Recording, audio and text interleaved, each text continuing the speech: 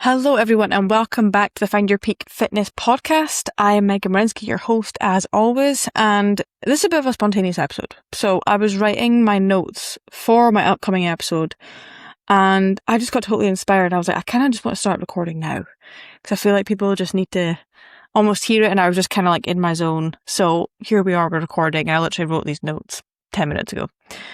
So this has been weighing heavy on my heart for a while, and it weighs on me because I can totally relate to how people are feeling. And I have conversations like this all the time, not even just with clients, it's with people in the gym and just people kind of out in general public, really, just people around my life. And what that is, the conversations that I'm having is people are fearing change, they're fearing the unknown, and that stops them from taking the steps that they need to take to get from A to B, from where they need to be. So I know how that feels. I did this for years and I've experienced it a ton of times in my own life. I still do.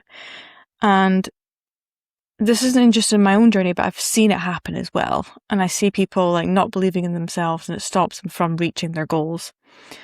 So if you're sick and tired of going through the motions, knowing that there's something greater for you, knowing that there's something you want to do, something to accomplish, and maybe you've been saying it for years that you're going to do it, you're going to do this thing once this happens, then hopefully this episode and my experiences and my tips essentially will help you through this and maybe even get you to the point where you can actually take that first step, because it's not as scary as you think. So, okay, let's dive straight into it. So I've got 3 tips here. I will say 3 pointers. They're not really tips, they're pointers. Point number one is self-discipline. Now, do not turn me off. Okay, I know you're probably sick and tired of hearing me talk about self-discipline and probably other podcasts talking about self-discipline, but there's a reason self-discipline is preached so much, especially in the health and fitness industry. Discipline essentially is doing the things that you don't want to do. Okay, so it's doing the things you don't want to do, but it's going to get you from where you need to be, but for some reason we just don't like to do them. It's the hard things. It's getting up and going to the gym when we don't feel like it. It's eating a nutritious meal. It's turning off the TV and going to bed early. It's saying no to dessert when you're out with friends. Whatever it is, it's the things you don't want to do, but it's the things you need to do to get where you want to be. Okay? A lot of us believe, and I was like this for a long, long time, is we just believe that we're not self-disciplined because we try the thing once. So maybe it's we try to lose weight, or when we try to give up alcohol or give up sugar, whatever it is. We try it once, and because it didn't work out that one time, we just give up. And we tell ourselves that, oh, well, it didn't happen. I tried to be self-disciplined, but it didn't work out, so I'm obviously not self-disciplined. And trust me, I've been there. I've done that dance multiple times. And we tell ourselves it's not, I've just born this way. I'm not born with discipline. And that is not true at all. No one, and I mean no one, is born with self-discipline. It is absolutely a skill you learn over time. It's just like if you're trying to grow your biceps, you got to get the reps in. So the more you expose yourself to these practices, the more you fail and get up and fail and get up, you get better over time. Okay? I've not always been self-disciplined. I wouldn't even classify myself as self-disciplined because I still fail all the flipping time. The most important thing, though, is that you get up and you keep on trying. You keep up and you get better and better. That way your bad days get less bad, essentially. But no one is born with self-discipline. We're all born with desires of the flesh, whether that is food, whether it's drugs, porn, alcohol, vaping, whatever it is. There's something within us that we desire. We desire comfort, the instant gratification. We desire that feeling of that love, of need, of pleasure without doing anything. That's why these things can spiral. And the more we do them and cave into these things and we have our come down from the high, we want that high again. We want that fix, whatever that is, drug, porn, alcohol, we do it again. And it's like a vicious cycle.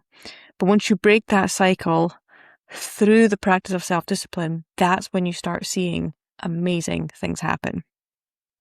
So we're all born with fleshly desires. Everyone's got them, including me. But you have a choice every single time. When you start to crave whatever your flesh is craving, you have a choice whether to give into that thing or to follow something greater. One of my favourite Bible verses, and that's from Proverbs 25, verse 28. A man without self-control is like a city broken into and left without walls. So essentially this means without self-control, you are vulnerable to all sorts of fleshly desires and acts that is the total opposite of what you want to do and what you should be doing. So if you have no walls built up, as in like the walls of self-discipline, I mean, things can come at you left, right, and center, and you'll just cave every single time. So you need to build up the walls of self-discipline, and it takes time. It takes time, and people don't like that, but it does. It takes time, it takes practice.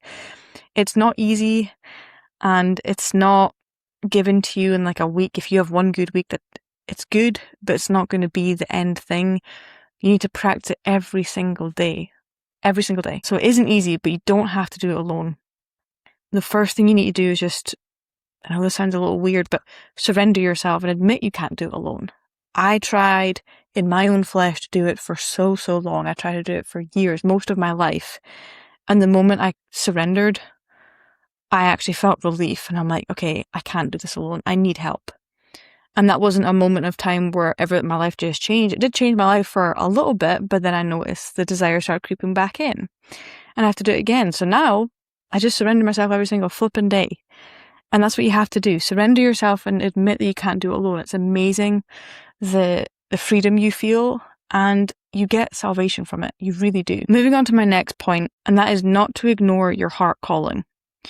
So guarantee you're listening to this because there's something that you want to get from this episode. You want some sort of guidance, or maybe it's validation, or maybe it's hope, something better to come. You're obviously unhappy with something in your life, and it could be your health and fitness, or it could be something else. But it also tells me that you're here because there's something weighing on you, something you want to do or change, but maybe you're scared to take that first step. So I want you to practice something, and just for a second, I want you to just lay down all worldly expectations. So that is everything that the world, everything that society expects from you. Put it all down for a second and listen to what your heart is trying to tell you to do. And it's probably uncomfortable, it's probably scary, and you're probably thinking, well, it tells me to do this, but I couldn't do it. I can't do that because it's money, it's time, I've got a family, whatever it is. It could be, a new job. It could be, I need to get healthy, but I'm scared to give up these desires of the flesh. It might be to move house, move locations, or maybe it's to stay put and shut up and not do anything and just be patient. Fear is the thing that is stopping you from doing any of this. It is the one thing that is stopping you from taking the job. It is the one thing that's stopping you from joining a gym or hiring a trainer, hiring a coach. Fear is the thing that is stopping you, and faith is the one thing that will move you forward. But before you can even have faith, you have to renew your mind. And that leads into my next point. And if you're a client of mine, or if you follow me on Instagram, you've probably seen me post about this before. But I'm a huge advocate for getting your mind ready first. I also if you get your mind right, the body will follow. It's very, very true in anything. If your mind's in a spot where you're not able to receive any guidance or receive any advice, or you're negative, you're telling yourself all those negative thoughts that you can't do it, then you're not going to do anything. You're not going to get anywhere. So get your mind right and the body will follow. When it comes to what you tell yourself, positive thinking goes such a long way. The positive thoughts are what's going to beat the negative thoughts. The more we feed ourselves positive thoughts, even if it's a lie to begin with, that will eventually counteract the negative thoughts. And I know this because this is something I had to battle with for a lot of years, and I still have my moments. The negative thoughts will creep in, but as soon as they start creeping and have that phrase that you tell yourself, that one positive thought or one kind of go-to quote that you just tell yourself, and that will kill the negative thoughts in your brain. This is what will arm yourself for the battle, because when you are trying to achieve the impossible, achieve the thing that you're set out to do, get that dream body, compete in that bodybuilding competition, join the gym, or whatever that fear is, getting your mind ready first is arming yourself for battle, because as soon as you start on that journey, it's not easy. It's not. There's going to be things that creep up. There's going to be moments that come into your brain that you're going to tell yourself that you can't do this. But that's where if you can get your mind right first, you're arming yourself for these moments. So the moments when you consider giving up or giving in are the moments when you can actually practice the positive thinking, but it's also the moments where you start to grow. And I always tell people the most growth moments you will have are when you actually fail. The moments where you're succeeding, they're great, celebrate them, absolutely. But don't discount the moments when you fail. So what does that look like? Maybe it's you go away on vacation and you've planned everything, you've got your workouts and you've got your tracking your nutrition, but maybe there's a day where it just goes to crap and then it kind of derails the rest of the week.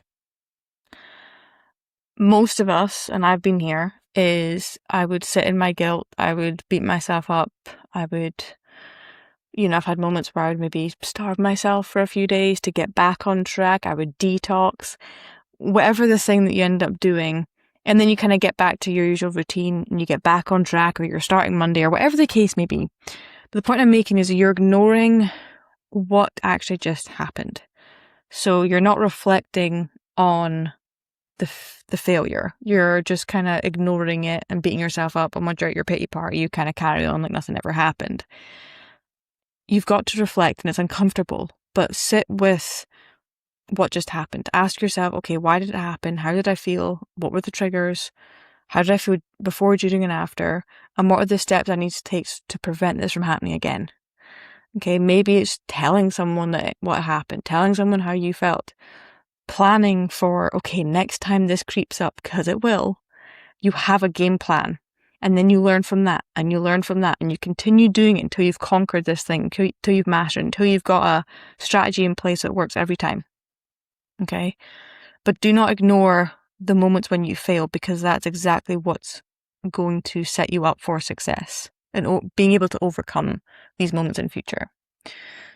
So overall, if there's something weighing on you, you feel like you've got a goal to hit, you feel like you've got something that you need to do with your health and fitness, or maybe it's not even to do with health and fitness, I'm just assuming it is because it's a health and fitness podcast, stop making excuses, stop having your pity party, and start moving and start living. And that starts with your mind. So you can do something as soon as this episode is done. You can start that right now. Start to tell yourself positive thoughts and start renewing your mind. Laying down a plan of like, okay, I'm sick and tired of living like this. This is what I need to do and what I want to do, and take the first step, whatever that is. Maybe it's joining a gym. Maybe it's going for a walk. Maybe it's having a glass of water. But start telling yourself positive thoughts and start acting now. Because fear is the one thing that's holding you back. One of my biggest fears is living my life in fear, because if you live your life in fear, you're not going to get anywhere. Okay, so ask yourself, would you rather live a life being a slave to fear, or live a life knowing you gave everything, you took risks and you took chances and you went by faith, and things happen that you didn't expect? Because they will. Having no regrets. And once you've started this, never stop seeking the next best thing, because there's always something you're going to be called to do, and you'll be called to do things that you probably don't even expect. Like, I never expected to be hosting a podcast, but here I am. But never stop exploring what is next for you, because once you hit that milestone, once you step up in that bodybuilding stage, or once you hit that target weight, there's the next thing. Celebrate it, but always ask, okay, what am I called to do next? Maybe it's actually helping someone else get healthy. Maybe it's sharing your own journey. Maybe it's taking your health and fitness to the next level. Maybe it's running a marathon. I don't know. But never stop and just like maintain the rest of your life. Okay? We're not called to be comfortable, because if you're comfortable, you're complacent. So always seek the next thing. Celebrate your successes, but seek the next thing. And I hope you guys enjoyed this episode. Please like, share, and subscribe, because you never know who you're going to inspire in the process. Have a great rest of your week, and I'll see you guys in the next episode.